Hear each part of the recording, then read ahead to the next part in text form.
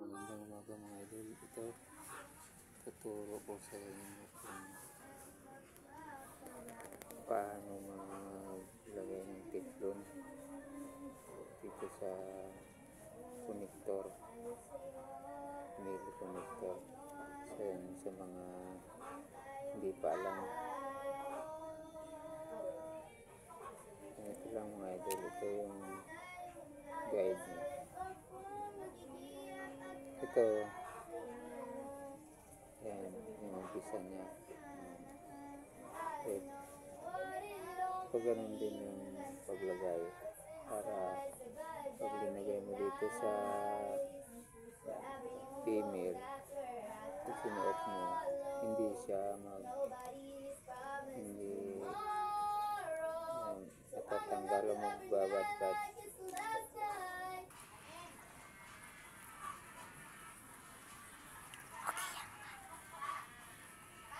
Cut.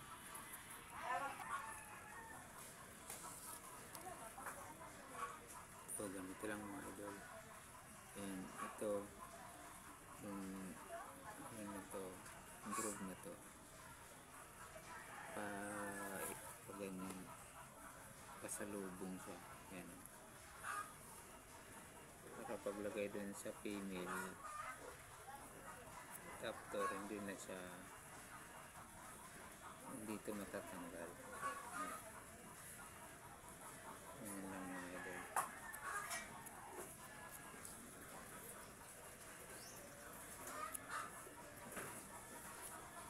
Tapusin nyo lang yung video ko pa. Kikita mo, matutunan yung paglagay ng teflon. Pag hindi mo alam, pag linagay mo dun sa female adapter na sinuot mo to, kakalas yan.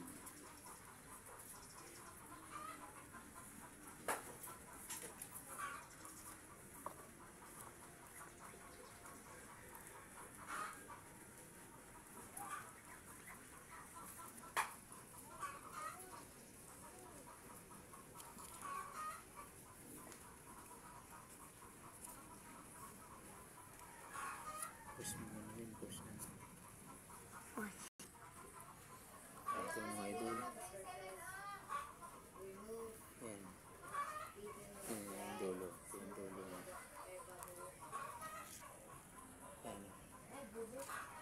Yan dulo na. Pag sinuot natin yan. Yan. Ito. Yan. Yan. Yan.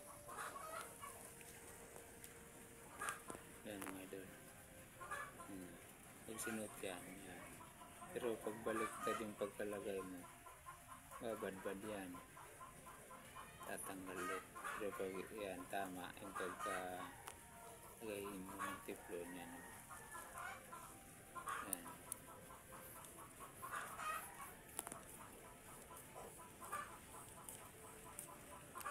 Okay mga idol.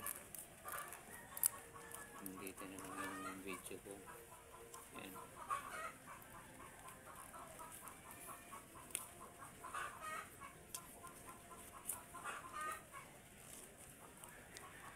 Skip na mga idol para walang singaw.